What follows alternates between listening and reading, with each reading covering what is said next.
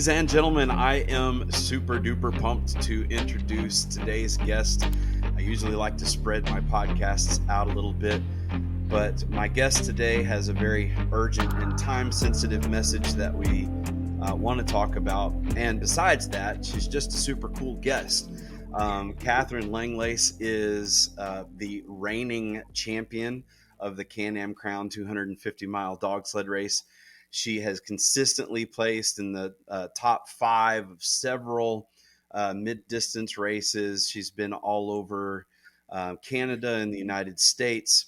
And for those of you who don't follow racing, that's 200 to 300 mile races is really where she spends most of her career.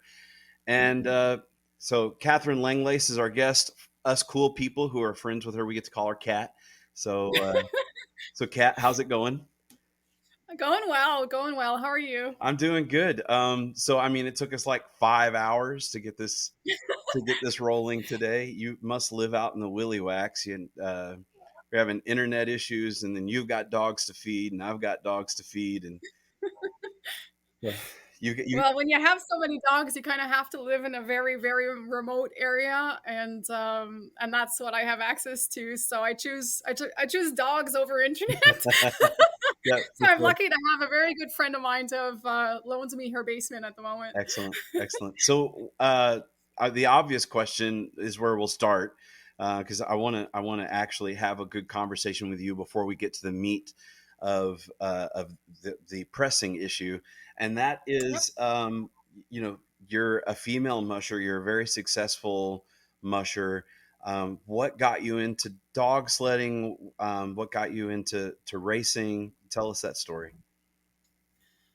Well, passion started. I've always been passionate about animals, regardless of the animal. I've always been drawn to them, to nature, wilderness, and everything that it includes. So my first sled dog ride, I was 7 years old, and that's northern landscapes, snowy, sceneries. I've always loved that, and I've never been a fan of heat, so I've always been a fan of cold.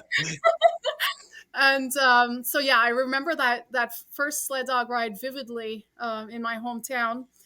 And I guess that was the first notion of what a team of dog sleds was all about. And then someone around my hometown had a team of dogs, and I'd walk his dogs routinely. And I was about 13 years old, somewhere around that age, 12 to 14. And he was getting out of dogs, and since I knew his lead dog, I said, "Well, can I adopt her?" So I did, and her name was Saka. And then I started in monodog sports. So I'd walk her every day, and she'd pull me. She was a sled dog, so she'd pull me all over the place. And that's how it first started. And then the dream just accentuated from there. And in my 20s, there was a tourism kennel owned by Normand Casavant. He ran the Yukon Quest multiple times. Mm-hmm. At first, he would run Eastern or Midwest races. And he was looking for a handler, and so I applied to work there to kind of be immersed in the field a little bit more. And the next year, I worked for the tourism kennel as well, and that's when I met Remy, and we started our own kennel. Yeah, that's great. And so Remy, you and your husband, you kind of swapped off and you trained together, and it seems like in the last few years, and correct me if I'm wrong, it seems like in the last few years he's kind of become more of a support, and letting you shine in the team, and training puppies and all that kind of stuff. Yeah, well, I did say before our interview that patience was not my biggest virtue. And so he likes to run the puppies and to have that one-on-one with them during these first races. Now I do train the puppies at home, but he prefers to have that experience, and he always gives me the A team to run. We also had smaller dogs in the last few years, so it was a little bit more of an advantage to let me run the A team in a course such as the 250, where it's a Can-Am 250, where it's much more of a hilly terrain. So that was the first major factor. But yeah, he wants to run 1,000-mile races. So the idea at first was he runs the Yukon Quest every second year, and I run all of the other mid distance races out east. So that was a little bit of why I've been running the A team lately, and I guess now the future the future, we don't know who's going to be running the next 1,000-mile race, Yeah. but yeah, that's where we're at this point. Yeah. So you guys are doing that together. I was really looking forward to running the Can-Am 250 with your hubby because Yeah. although my dogs, only some of my dogs are puppies, I think I was probably going to be running with my purebred team much more of a puppy schedule. And so I was looking forward to kind of hanging out with him on the trail, but it was a bad year for mushing, wasn't it? Yeah, it was a very bad year. We've never had as little miles on our dogs. We've never, in the month of February, we were running on ground. I trained, 40, 50-mile runs in the month of December on a four-wheeler, which I've never done. The advantage to having so little snow was that we didn't have to groom trails as much. But unfortunately, we had no snow for, a long, long time. And we were on sleds from January to beginning of March, and even we were pushing it on gravel Yeah. roads. So yeah, it's been a very, very bad year. A lot of races had to cancel. So it's I'm hopefully it was the only year that we'll have like that out east, anyways. Yeah. So those are your four-legged babies, but you have a Yeah. two-legged baby too. Is that right? I do have a two-legged baby. Remy and I have a daughter, Marianne, and she was born and raised around animals. Now, I managed our local shelter, and I worked at a vet clinic, and she's been around our dogs, so she has a lot of experience around all kinds of dogs and cats and all kinds of animals for sure. How old is she now? She is going to be 15 in September. So when are we going to see her in her first race? I would hope so that she'll eventually want to, but I'm not forcing her to run Sure. a race that if she's not comfortable yet. So she's been training with us since the last few. She was a week old and she was training on the four wheeler with us. She was a few months old, 6, 7 months old, and she was running 50, 60-mile runs with our dogs in a warmed up sleeping bag or double sleeping bag. Hmm. So she's always been helping us, and she definitely helps us. Remy's a helicopter pilot, so he works away from April to about November. So she definitely helps me in the kennel, but I don't know when she'll be running her. I don't know when and if she'll be running her first race. I guess it's going to Yeah. have to be the first one, maybe with myself or Remy, and then we'll see if she actually gets hooked to it. Yeah. I expect she would, but Yeah. Well, she's coming from a strong family in it, and Mhm. I could see that happening with my boys. It was very similar. Actually, I have a 20. She's 21. 20. No, she's 22 now. I have a 22-year-old daughter, and don't let my sons hear me say this, but she could outmush my boys. She's quite the musher, and she's about 5'9" so she's rugged for a girl. Yeah, And yeah, even when she was 14, 15 years old, when we're hooking up our recreational team, she'd walk two 80-pound Canadian Eskimo dogs to the line by herself at the same time. And but same, she's had no interest in racing, and it is what it is. But she loves the yeah. dogs, and she loves being around the dogs, and that's great. But Yeah, well, in the kennel, I'd say, or even training it, my daughter's so observant. It's her main quality. She astounds both of us with her observations and what she sees in the dogs, and these little tweaks that we could or should do. it's just astounding to me. So I think she is a great musher, because for the observations that she puts out to us, I know she has it in her. It's just I don't know if she has that competitive side Yeah, yeah, yet. yeah. So, I want to ask you. I don't want to forget. I want to ask you about the Yeah. dogs that you're running, but I also want to stay on the subject we're on right now. So, I want to ask you why you think it is that women do so well in mushing. You know, I'm a biology teacher, and I'm going to be honest.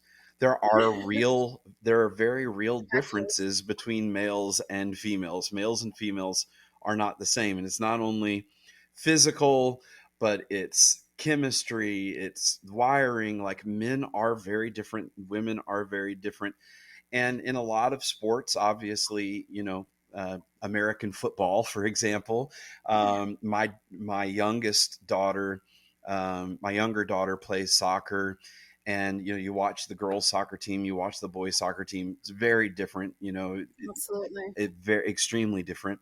Hmm. But when it comes to mushing, they have this saying in Alaska where men are men and women win the Iditarod, and I want the Can-Am to come out with something like that. well, I mean, all you got to do is, because Iditarod isn't part of the rhyme anyway, so you could just swap it out and say where men are men and women win the Can-Am crown. Yeah, the Uh, Can-Am crown. in the last Can-Am, the 250, the 100 mile, and the 30 mile, all three of them Yeah, were won by women, and yeah. we've had greats like Susan Butcher, Libby Riddles. Ellie Zirkle. Yeah, Eiley Zirkle, Dee Dee Jeanro. And, I got to, when I was up training with Mitch Seavey, and I was racing, I got to, at the Willow 300, I got to meet Dee Dee. And man, she's just Yeah, this little pint sized I thing. know. And she was telling me these stories. She doesn't like tail draggers. Yeah, And my experience with tail draggers has not been good. So we were having a conversation about that, and she was talking about going down this ravine, and this was before the race, and I ended up going down the same ravine later, and I could picture what she was saying. She's going down this ravine at breakneck speed, and her sled just exploding as it's cramming into trees. And as I'm going down, and I'm 6 foot tall and 200 and none of your business pounds. As I'm going down there, standing on the brake, I'm like, how on earth does she pull this off? And so, we fly. well, and I saw that too. I mean, Sally Mannequin. I was Yeah, doing the wilderness race, and she. We were, I think, I can't remember now the mileage, but we were, 25, whatever, 30 miles in or whatever the turnaround was for them. And she yeah. was running the shorter distance race, which means I had more dogs than she did. But before I got to her turnaround, she just flew by me, and I was watching her, and I was like, I don't know that I'd want to slide around that corner as fast as she just did. I you kind of have to not think about it really, because I've seen some pretty dangerous stuff. Actually, go back about, I don't know, 8 years ago, I'd run 10 dogs and I was like, oh my God, this is too much. So now I run 18 dogs, and I see myself fly around corners, and you kind of build that momentum, build that confidence, build that training as well in your dogs. And it's just nice to not think about what can happen and just do it. Yeah, so I have my theory as to Yep, why men and women compete equally. I think they both have different strengths. Um, absolutely. but what in your mind makes women so competitive and on an equal playing field with men in the sport? Well, if I take in consideration our kennel, Remy and I come into the kennel and the dogs are super excited. Like, I bring this energy, this extra energy out of the dogs, that Remy comes into the kennel and everybody's, lined up, very zen, very quiet. Nobody's bouncing around. So we have two complete different ways of being with our dogs. And I'm not saying either or is wrong or right. Sure. I'm just saying, as two people, we're just bringing off different types of energy. And if you meet Remy, you'll notice that he's very calm, you know, put together. You hardly read, how he is really. He's just always very level headed and calm. Whereas I'm a little bit more bubbly, and it's all about, I think, the energy that we give off, Mhm. and we tend as women to mother. They're my babies, they're my kids. So at every checkpoint, I go and see my dogs. And I'm like, oh, and I know we all do that as mushers, but I think women tend to give off this extra emotion to our dogs, and they maybe want to please us a little bit more. But again, I think our dogs please Remy just as much. But I think the energy that we give off is something that can be different from men. Mhm. So I think that's why, as mushers, we tend to be a little bit different. If I take my couple as an example, I think that's how we differ. Yeah. Definitely, that's how we differ in our kennel, because I tell you, I just open the door and the dog's like, ah. Yeah. Whereas Remy can do whatever he wants, and the dogs are not saying a word. Yeah. I think you're right on the money, and I've talked to some Iditarod mushers um, and an Iditarod champion about this issue, and Yeah, they pretty much echo the same thing that you've just said. A man's strength obviously is his physical strength. yeah. Breaking power. Being able to walk a 14 dog team to the line if he needs Hmm. to, that kind of thing. Hmm. Using the handle bow, that kind of stuff. But there is a nurturing element, especially when you get into distance mushing like you are. There's this nurturing element that men have to think a bit more about doing it. Like they have to be more Yeah, intentional about it because it comes so naturally to that mothering instinct of a woman to just want to nurture that team and make them, and everyone does obviously, but I think it's just more of a natural instinctive thing that compensates for perhaps yeah. the strength that a man has. And I saw it.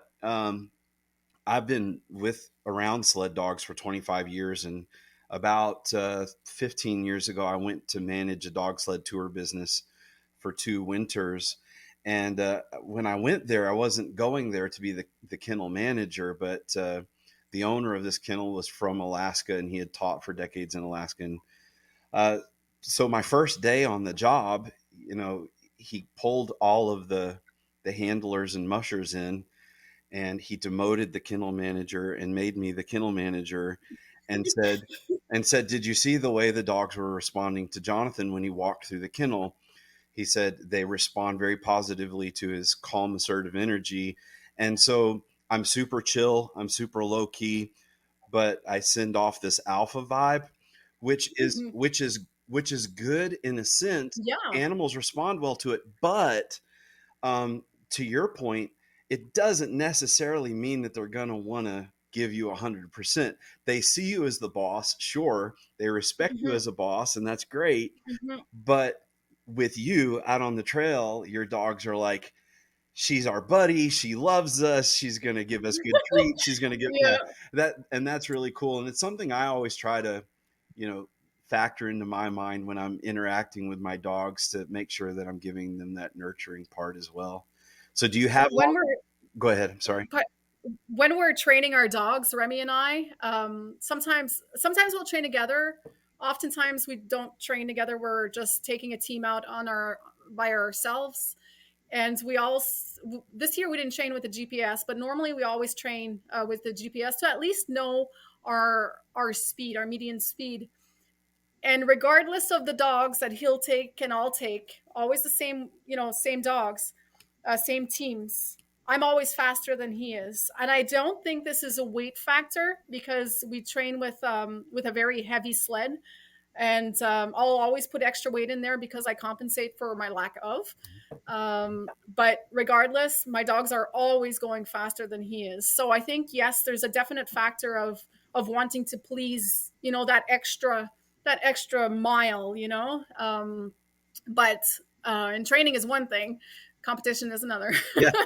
Yeah. So tell me about the dogs. What are you running, and why are you running them? I am running.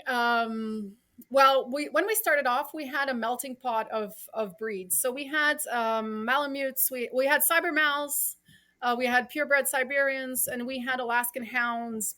Hounds, so sprint team hounds. So we kind of made put that all together. Had one breeding, and had some. They were awesome, really good dogs. And we started racing with them in 2011. And somewhere along the line, we decided, well, when we actually started out in dogs, running a 1,000-mile race was our objective. And when we started racing, we kind of realized that, these dogs are maybe not quite made out to race. It's not, yeah, they're maybe mixed, Yeah. sled dogs, but Yeah. they're definitely not Alaskan Huskies that are performance and all, even though they all had their qualities and they were all absolutely amazing dogs. So slowly, we started throughout the years. We started as they aged, I should say. We started having real, racing Hmm. competitive dogs. So we went and we got dogs from Mitchivi. Um, that our main stud at the time was Clutch, that Dallas TV had ran during the 2011 Yukon Quest and won with. And we had dogs that we bought from Denis Tremblay. So we merged these two lines together, and that's what we've been running ever since. We've been running a lot of CV dogs, and mix that in with Quebec lines. So that's pretty much what's behind our dogs at present. Yeah. But once you kind of love a line, you kind of want to stick with a line. So I don't see myself going anywhere further than what I have now. Yeah. I just love the temperaments, love their drive, love their appetites. They're just, every dog kind of has their strengths and weaknesses. Every line does, but I love what I have right now. So and that's it. I got to get up close and personal with those CV dogs. Hmm. I had the honor and privilege of training and racing out of Mitch CV's kennel, and got to run his A team. I think in a matter of a month, I think we put about 1,500 miles on them in the month of January. So really got to know them really well. And to your point, strengths and weaknesses. As you know, I run a working line purebred dog. Um, Hmm. I also started out adopting couch potato Siberian Huskies, and realizing within the first season that I had made a big mistake, because these guys would go 5 miles and they're like, this isn't any fun anymore. Yeah. That and when I was talking to Mitch about the differences between his dogs and even my working line Arctic dogs, he said, those traditional dogs, because they're in the Arctic, they have to reserve, they have to be very self Yeah. preservationist. Yeah. And he said, so they're not, and he's right. I mean, I've seen it. They're not Absolutely. ever giving you 100%. They're Yeah. giving you 75. If you're lucky, they're going to give you 85% on a good day. Mhm. But I saw it with the CV dogs. They're going to give you 100%. So that Mhm. means they're not looking after themselves. So You you have to have to look look after after them. them, because they will Yeah. spin themselves out for you if you're not careful. Absolutely, absolutely. They're dogs that they connect really well. Now, Alaskan Huskies connect really well with humans, and I think this is their main force is that they just love to please so much. Yeah, so Alaskan Huskies, I think their force is really to connect with humans and want to please us as mushers. I think that's really their force. Now, having had purebred Siberian Huskies, I know they like to please as well, but as you said, they always keep a certain level. They'll give 75% or 80%, but they'll never go over the top. Now, Alaskan Huskies, they always want to do their best, and they always want to connect with you as a person. And they always, they're always looking back and saying, "What do you want from me?" So they'll go and they'll give it. And I think this is the breed's strength, is that they really want to to please their musher. Yeah. That's a definite for Alaskan Huskies. Yeah, yeah, I definitely fell in love with his dogs and Yeah, completely understand why they're a strong force in your lines. But I also love that you're also incorporating. I mean, Quebec mushers have a great, rich history and heritage absolutely. of winning. Actually, it was St. Goddard, even back in the 1930s, was kicking Leonard Seppala's butt, around the Northeast. So it's cool that you're incorporating those lines into your dogs as well. I'm I'm very proud actually to incorporate Quebec lines because I'm born raised in Quebec. I live in New Brunswick now, but I'm very proud of our Quebec mushers and what we've done throughout the years, throughout the generations, and I'm more than pleased to be able to perform with these lines. So that's why I always want to keep a certain base of our Quebec lines and mix that in with the CV lines that I have because I like our heritage and I want to promote this heritage as well. Yeah, yeah. So we had a horrible season last season. So you are still you didn't have to defend your title as I did not, of the can and I'm happy about it. of the Can-Am crown, but there is something new that is threatening the races this year. Even if we have good snow, we most of the Can-Am Crown, for example, you look at the enrollment, the registrants of that race, and about 2/3 of the mushers Yeah, in out of those 60 to 90 mushers, 2/3 of them are Canadian. And yeah, that's not unique to the Can-Am Crown. You see that at the Bear Grease, you see it at the UP 200, and vice versa, the new Chick Chalks race. yeah, There's a huge problem this year that could be yeah. hurting these races as well. And why don't you tell us what's going on and what you're doing to address it? Well, since May 4th, to be precise, whenever I seen these CDC regulations come out, now CDC, Center for Disease Control in the United States, they brought out measures that are going to be implemented August 1st that will concern everyone crossing the border with a dog. And they brought out these measures understandably because there's been a few rabies cases in the United States that was brought in through imports Hmm. from abroad. So I do understand the perspective of wanting to limit something such as rabies that can be given to humans. So we really don't want that in our countries or around us. So I do understand, the certain setback from CDC to want to do something to regulate certain imports, but I don't. Where it comes into more of a personal factor is that it's going to limit absolutely every dog. So what they're asking is for dogs to be microchipped. And for these microchipped dogs, if it's not presently on our vaccination records, on our rabies vaccination records to be precise, they want us to go and revaccinate our dogs for rabies. So that's two things. And then they want their form that's provided through the CDC that we have to bring to our veterinarians. They want us to have this signed by our veterinarian when we're, and that, sorry, I was going to say when we vaccinate our dogs, but has to be done 30 days before crossing the border. And once this is done, we have to send that to CFIA in Canada, which is the Canadian Food Inspection Agency, and they will endorse that vaccination certificate or that vaccination paperwork provided by CDC, and then we can cross the border.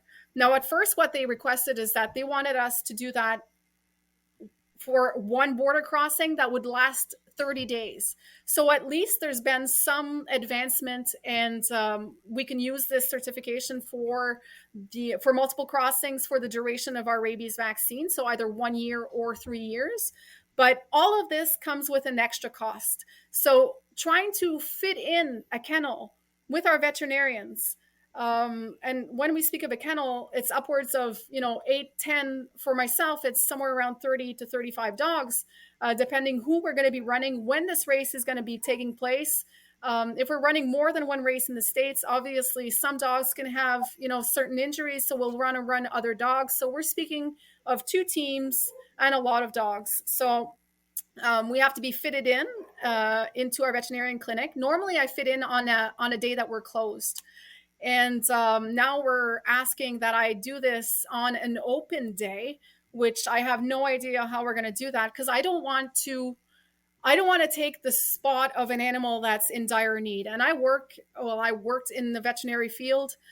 So I know how heavily burdened the field is right now and how impossible it is to have an appointment. Mhm. So I'm speaking from a kennel perspective and trying to vaccinate my whole dogs before crossing the border. It's something that's almost impossible for me. Right. Especially So since there's all of them are already up to date on their vaccines. all of my dogs are presently up to date with vaccines.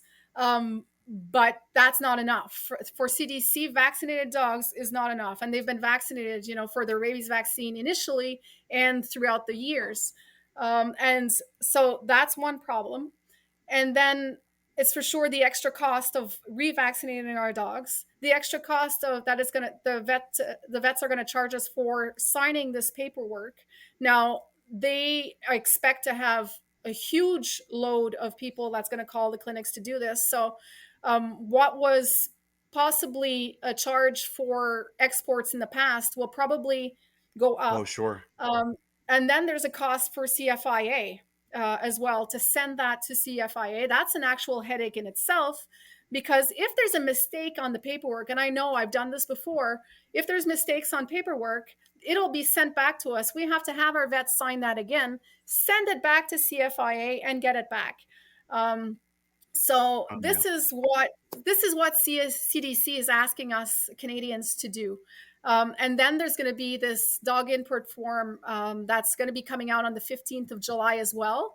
That is free of charge, and it's just something that we have to do prior to crossing the border. But it's still another type of paperwork where we have to, take a picture of the dog, fill that in, whatever they're asking, we have no idea yet, and then cross the border. So it's multiple things that they're asking us. That's going to be time consuming, very costly, and that's asking our veterinarians Yeah. something that at this point I have no idea how they're going to be able to fulfill the demand. Yeah. So it's my heart goes out to to mushers, to dog owners, but also to our veterinary field at this point. Uh, okay. Yeah, that's why. Because I was afraid I was about to get political, and I'm not going to try not to get political. Okay, here we go. Obviously, we all wanted the CDC to rescue us when COVID came, and so Yeah, it was, here in the United States, it was hands off. CDC had complete and total reign. Take a jab, take another jab, take a third jab, take a fourth jab, take a fifth jab. And you can't go to school unless you do it. You can't work unless you do it. We're kicking people out of the yeah. Marine Corps. I come from a military family. We're kicking people out of the military if even if they're conscientious objectors to all of these vaccines. But Hmm. it was a crisis moment in our history, and so everyone was willing to just give the CDC full sway.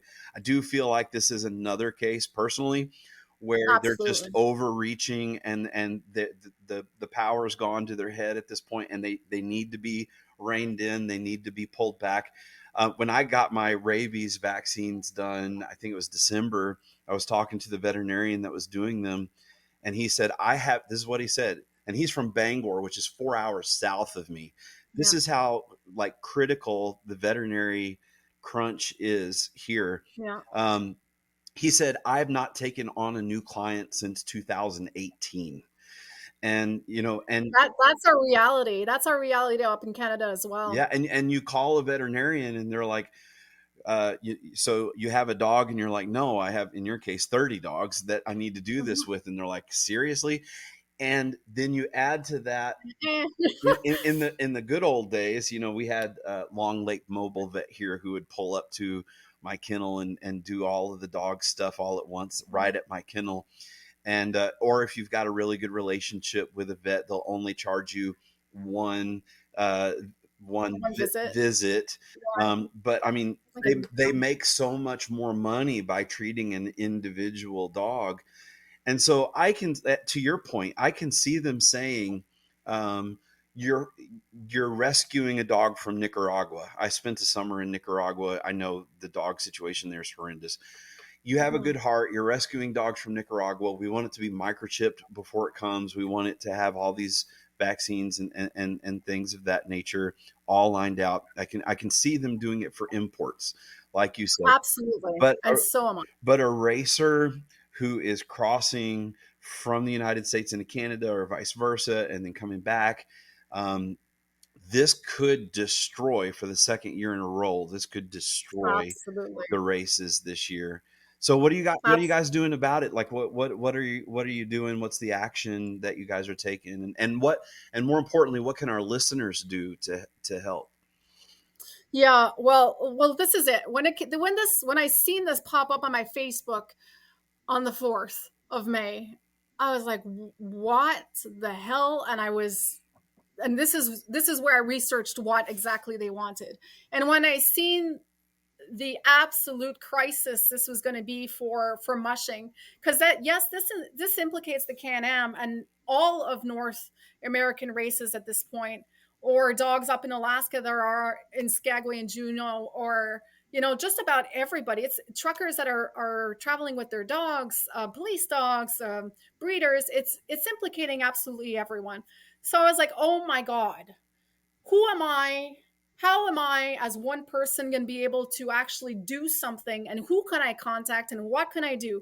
My main focus was Can-Am Crown. Who's my baby? The Can-Am Crown. Hmm. What do I want to continue doing? Mushing. All right. So I contacted Sarah. I said, Sarah, we really want it. Sarah Brooks. She's the vice president of the Can-Am on the Can-Am Crown board. I said, Sarah, if we don't do anything about this, there's huge chances that Can-Am is just going to dwindle. And so Sarah's like, oh my God, you're right. Because there was a lot of misinterpretation at first about these regulations. Sure. And there still is. A lot of people at first was like, well, all you need is to microchip your dog and have a vaccination paperwork passed at the border. And mind you, border is going to have to enforce this. And I foresee the 1st of August, huge delays at the border. I have no idea how this is going to Hmm. come down. So all of this was coming into my mind, and through Sarah and I's, and we were discussing back and forth, and we said, okay, well, we're taking action. And so Sarah diligently started, contacting American Congress, and she was in contact with Susan Collins. And luckily, Susan Collins understands the dynamics of Northern Maine Hmm. and the Can-Am Crown, and everything that this implicates, as in everyone that has a dog that crosses the border. That's right. So at this point, this is what we're doing. We're contacting Congress, and I contacted so many mushers across North America to say, these are the regulations. This is what's coming into play. What do you think about this? Do you think that you're going to want to continue traveling? And is this going to cause anything to your kennel and your aspirations?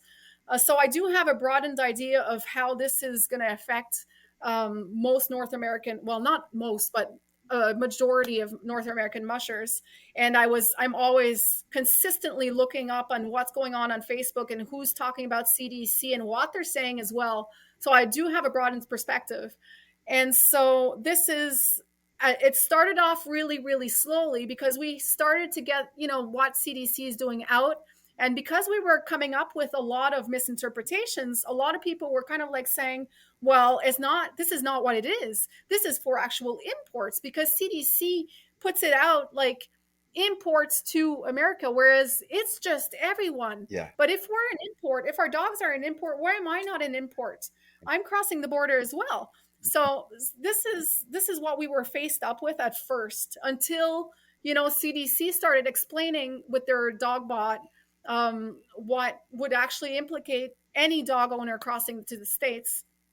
And we started getting listened to and heard. And now the ball is definitely rolling. August 1st is coming up. CFIA actually said last week that they were not going to endorse any paperwork as it stands. So Canadians at this point cannot cross the border because CFIA is in negotiations with CDC. Now, there's a bunch of stuff that I cannot say, but there's definite movement on both sides of the border. And at this point, what we're requesting, and this is what Susan Collins, the office of Susan Collins asked, is that we want stories. We want people to say, and this goes out to truckers, to breeders, to mushers, to anyone, families that just cross the border on the weekends to go and see their family members with their dog. Tourism. This is implicating absolutely everyone. So we're asking for their opinion on the matter, how this is going to affect them.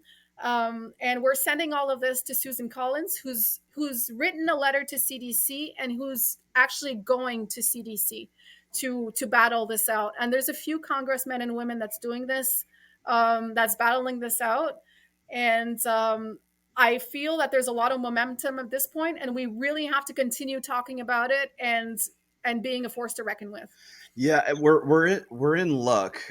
Susan Collins is not just any old state senator, uh, for the United States. She is a Yeah, senior senator. She has been yeah, in there for a long time. She has a lot of clout. She has a lot of pull, and so having yeah, her on our side yeah, is really great. I know, both from my kennel and our planned expedition for this year, and as the president of the International Sepala Siberian Sled Dog Club. From both of those angles, we've sent two yeah, separate letters. Demetrios, our secretary, just worked up a great letter and absolutely. sent that out, and I sent one out. And what I'm going to do is I will post in the comment, in the description of this Yeah, podcast. I'll post where thank they you. can send that stuff. I'll take just copy and paste what you shared, and we'll Thank you. try and get some action done. As you know, I've got an expedition in Alaska in January, Absolutely. and I have to drive to Alaska, which is Yeah, crossing the border twice, and then drive home, which is crossing the border twice. And right now, all of my dogs are up on their vaccines. None of them have microchips. And so absolutely. this is a scary situation. Oh, absolutely. I was speaking with Marco and Annie Rivet, Annie Mallow. She's been winning the pedigree stage stomp for the last few years. Um, and she enlightened me on a subject which I knew. I was thinking about certain Alaskan races. Obviously, my heart goes out to distance racers. Um, and I was aware of pedigree stage stops, certain sprint races in the states. But when I was discussing with her, she says, Kat, and I don't remember if it was for Rondi or Onak, but she says 90% of the either for Rondi or Onak are from Canada and southern states going up to Alaska. This is Yeah, 90%. yeah. So this and these races have been out there for dozens and dozens and dozens of years. So there's a huge impact on all races across North America that I wasn't, I knew for the Can Am and like as you mentioned the UP and other races across North America, but I never thought of these races, and that's upwards of 90%. That's huge. It Um, it is, and it's something like I hadn't thought about it because the vibe that I'm getting from the Canadian distance mushing community is our dogs are here. We're not yeah, crossing a border. yeah, And our races are here. We don't have to cross the border because it's Alaska. I mean, it's the capital hmm, of mushing, and so yeah, there seemed to have been like this disconnect of like, this isn't really going to affect us much. And I mean, and in the distance races in Alaska, the percentage of mushers that are Canadian, it's significant, but it's not super high. mhm, But I yeah. wasn't thinking about the ONAC and the fur Neither Rondy. was I. And when you Neither say was that, I'm like, oh I. yeah, that's a lot of Canadian mushers. Absolutely, absolutely. And it's true that this is something that you mentioned that I have to continue on. As a mushing community, we have to stay united because even if it doesn't impact us personally, it will impact the sport Yeah. whether it's in the short term or the long term. So this is why I'm very insistent lately, because there's a lot of momentum going, and I've been, being publicly committed to these regulations and trying to implement something else. And I've been working with a few groups. Um, but I've had some disappointments from the mushing community, and if it doesn't impact them directly, they're not necessarily supporting this. And I don't take it personal, but I'm like, well, take away our races, take away the Can-Am, take away Midwest races. Obviously, kennels are going to dwindle. Um, so that's going to have an indirect impact to what's going out west, because there's a lot of mushers from the south that go up to Alaska to race Yeah. as well. Yeah. So if you take away most of our races or our qualifiers, there's no more Mhm. racers from down south that's going out to Alaska. Now I'm speaking of something in the next few years. It's not something that's going to be immediate, but it will be progressive. And then if you take away our southern races, well, animal advocates are out there, and for some reason they're really out about our sport. And yes, there's bad apples in absolutely everything. Now, having worked in animal health, I'll tell you that we see a lot more negligence when it comes to our animals in the veterinary field than we do in dog mushing. We are making elite athletes, so we're giving them premium everything. We're spending all of our time. Tell me someone that actually spends 10, 12 hours with their dogs day in and day out, just being with them, training with them, feeding them. I can tell you absolutely everything about my dogs, from the smallest little detail to the largest. Mhm. And animal advocates, if they have less of a community to bash on, Yes. they will focus entirely Right. on what's going on in the last few races that exist. So I'm asking, I guess, the mushing community to stick together on this as a whole, and that implicates tourism, that implicates competitors, dog mushing competitors, that implicates everyone that even has just 6 to 8 dogs in their yard that just do that for fun. Even if you don't travel, it's going to indirectly um, affect you in the short or long term. Yeah. So yeah, that's a Yeah. little bit of my heart went out. And that's a great point that needs to be made. I mean, someone might say I'm not an Iditarod musher. Yeah, but you should. That's a flagship of our sport. You need to be defending that Yeah, sport. And sure, yeah, there are criticisms. There are yeah, in-house yeah, debates, we call it. yeah, Family discussions about what could be done better, what should be done better. yeah, But those need to be had in-house. When we have those yeah, publicly, I think the yeah, last three Iditarod champions, before they even crossed the finish line, they were getting eaten alive by yeah, other mushers on social media for the way yeah, in which they won. And it's like yeah, that, our the people who are opposed to our sport and want to see it completely shut down. yeah, That's just target number one. Once they get that yeah, done, then they're going to move to all of the smaller races. Once exactly. they get the races done, you know Hmm. those people who They're out say, for well, tourism. I don't race, I'm just into tourism. Well, Yeah, you're gonna be next on the list, and they're already being hit up a lot. And absolutely. you know, at the end of the day, they feel like even having a pet dog, I've got my German Shepherd sitting here beside me, Yeah, even having a pet dog, at the end of the day, some of these are just so extreme that they don't believe that you yeah, should even have animals, and they'd rather see them euthanized than in homes yeah. and working homes and that kind of thing.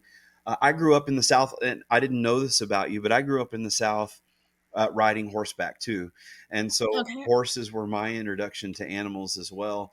And what people don't understand is literally for thousands of years, these dogs have been hardwired for this, and horses too. It's what they're bred for. It's Yeah, what they love. It's what they're yeah. passionate about.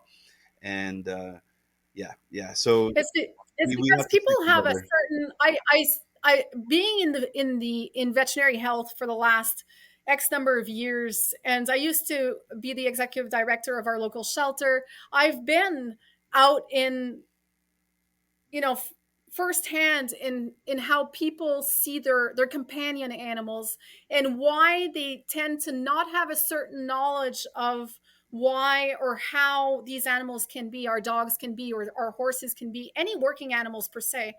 They have a difficulty to comprehend Yeah. what how that fulfills them, and that fulfills us as a person. But it's of course their Yorkshire Terrier is not going to have the same needs and demands as, a Siberian or Sapella or an Alaskan That's Husky right. or a German Shepherd. We see a lot of working dogs being surrendered to the shelters or being euthanized in vet clinics because they have temperamental issues. Hmm. So I mean, there's a reason for this. Dogs or any animal, and again, I can go far on this because there's German shepherds that that are not necessarily the working That's German right. shepherds anymore. That's right. So this is a huge subject, but just speaking abroad, our working animals have to fulfill what they were bred for, or they'll be unhappy. Hmm. And this is what a lot of people don't comprehend. But go out and take a sled dog ride by your local, musher or tourism kennel, and they'll show you and they'll explain you that. They'll be able to share their passion on the subject, and that'll make you understand a little bit more. But even then, it's still hard for certain people to understand if they have a small little chihuahua or whatever that you're used to cuddling, and it's not the same needs and demands. But having been in veterinary health and having seen so many animals that don't have their needs fulfilled, I know that it's a huge subject, and it's a subject that's hard to comprehend for somebody that's not immersed in Hmm. our sport. Yeah. What you just said reminded me. I have to share this little story with you. It was about 20 years ago, and I had just transitioned from Siberians to Sepala Siberians, Yeah. true working line dogs, and the big significant change in my team. And I'm just 3 or 4 miles. I saw at the trailhead. I saw a um, a Subaru with Rhode Island plates on it. So I knew someone from Rhode Island, and we're up here in Maine. Someone from Rhode Island was on the trail. That's all I knew. So Yeah. I'm mushing out through there, and I'm only like 3 or 4 miles into the run. The dogs are just starting to get into their groove, and I come across these Rhode Islanders. They're cross country skiing, and they're scrambling to get out their cameras to take a picture. So I do what I'm an ambassador for our sport, so I do what I Yeah. always do. I said whoa, I hit the brake, to say hi to them and take pictures. So they're taking pictures, and as even with it was, I think it was just a 6 dog team, they're already starting to lurch, and my brake is already starting, and I'm starting to lose ground, an inch here and an inch there while I'm standing on the brake talking to these people. And they say to me, Kat, they go, where they're looking over my sled. They go, "Where's your whip?" And I said, Ah! and and I said, "My what?" And they said, "Your whip." And I said, "We don't use whips." And they said, "Then how do you get the dogs to go?" And I pointed down and I said, "You see my foot on that brake?" And they said, "Yeah." I said, "This is how I get them to go." And I just let off the brake, and we shot off away from them. And so people really don't get it. They have this notion in their head, and Yeah. they don't understand this beautiful symbiosis between the musher and the wilderness and the dogs and the beauty of that. Yeah, that's pretty cool. Yeah. Is there any? It's unfortunate, but you have to be in it to understand it, I think. And that's why it's important to just, post pictures of what we're doing and post videos and trying to educate people on the sport and on share the knowledge of why we do things a certain way and why our dogs are lean. Because I mean, I used to love to run, and if I had 5 or 10 extra pounds, I Yeah, definitely felt it. So the dogs, it's the same thing. You're never going to see, an overweight dog or even a 5 pound, 5 pounds extra creates havoc on a dog in the yeah, long term. So that's why our dogs are always extra lean, and people don't tend to understand that. But we're always feeding them the calories necessary. yeah, It's just that they don't. There's such a misconception about about our sport and our dogs and why and how they are a certain way, and it's just about education, and it's important to spread as much information as possible. So Yeah, so as a school teacher, we follow the Iditarod every year with my students, that's and nice. invariably, some kid's parent is an anti, so I get the Yeah. questions in the classroom, and so I try to explain to them that these are the premier athletes in the world. There's no other animal that can do what they're doing, and Yeah. you can't push a rope, as the saying goes. Yeah. These dogs have to want to do it, and they have to be healthy Absolutely. enough and conditioned enough to do Absolutely. it. I remember about 15 years ago, I got a complaint um, because my dogs were living outdoors. And it's winter time, Yeah. and Hmm. like my dogs are true Arctic dogs. Like these are, Hmm. you know, from Chukchi villages in Siberia, Arctic dogs, and Hmm.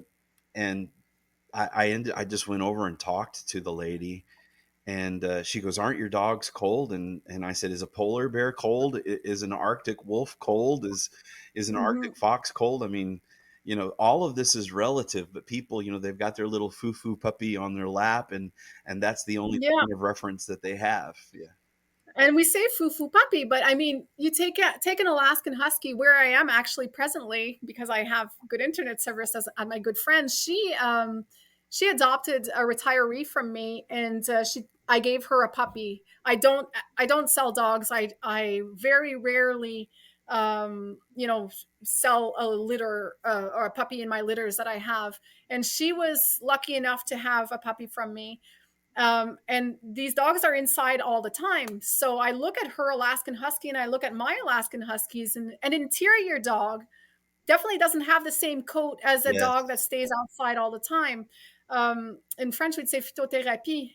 The light affects our animals' coats, Yes. and the weather, temperatures, it affects our animals' coats. So obviously, my Alaskans, if I compare my Alaskans to my Alaskans that I gave to her, they're not as they don't have that same coat as my dogs do, and they don't adapt well to the same temperatures. Mhm. So someone that has another northern breed that's not adapted to being outdoors, obviously their dogs are going to want to come inside. I think most Siberian Huskies want to stay outdoors anyways in the cold weather, or dogs of that northern type.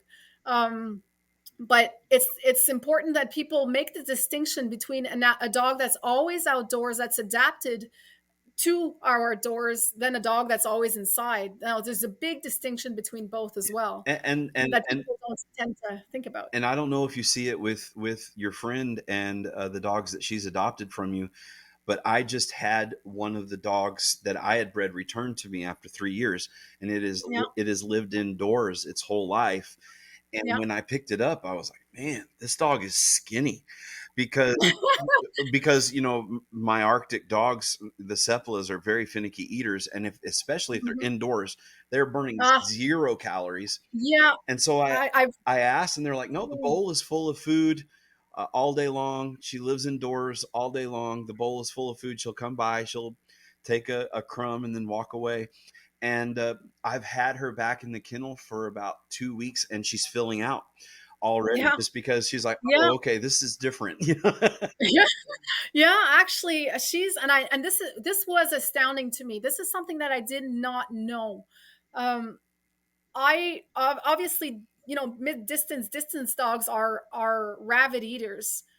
Now I know, because I have her litter mate to the dog that I gave her as a pup. I know these dogs have voracious appetites. Now she would tell me at once, "Well, my dog doesn't want to eat. That's so strange. Like, she doesn't want to eat. I'm trying to feed her, And I was like, "What?" But that's it. They don't spend as many calories as they do at home, Mhm. so the appetite is still there. She still, loves to look at her food, but doesn't necessarily want to ingest Yeah, it. yeah. So there's a big, and the Alaskans that we have as well, time they tend to want to keep their lean They bodies. regulate They themselves really well. I wish I could absolutely, regulate myself as well as my dogs do. yeah. Well, but that's the thing. That's the thing that a lot of people don't know as well. As soon as we get to a 5 body score condition, the dogs will stop eating as much. Or Mm-hmm. even some of my dogs, 4.5, they stop eating. Mm-hmm. They really self-regulate. So that's another important factor when it comes to our sled dogs. It's all nice things to know. So we can tell, if anyone's been listening to our conversation, they can tell why you're a champion. You truly know and understand your dogs. Um, and it's just been a privilege talking to you. It's an honor having you on. Thank you. Can you tell me where our listeners can follow your family kennel, and how they can?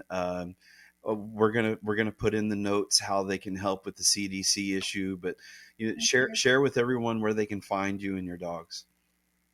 Um, I have a kennel page, and I'm unfortunately I'm of the ones that always I'm always posting pictures on my personal page. So I'd Mm-hmm. say if you want to follow both. Okay. So on Facebook, I'm Kat Langlais, so Kat Langlais, Langlais, and otherwise our kennel page, which I promise I'm about to bring something out. So I promise I'll be more active. But it's Chenille Akata Kennel. So Chenille is the French word for kennel. I'll spell you that. I'll send you that, Yeah, and John. I'll include that in the notes too. That's awesome. Thank you. I appreciate you leaving the willy wax and coming out of the bush to get to some good internet and having a good conversation with us today. It's been an honor having Thank you, you, John. and I look forward to sharing the trail with you again. We will definitely. I don't know if it's going to be this year, but it'll be somewhere down the road. Sounds good. All right. God bless you guys, and God bless your family, Thank you very much. and thanks for taking the time. Thank you, John, for hosting me.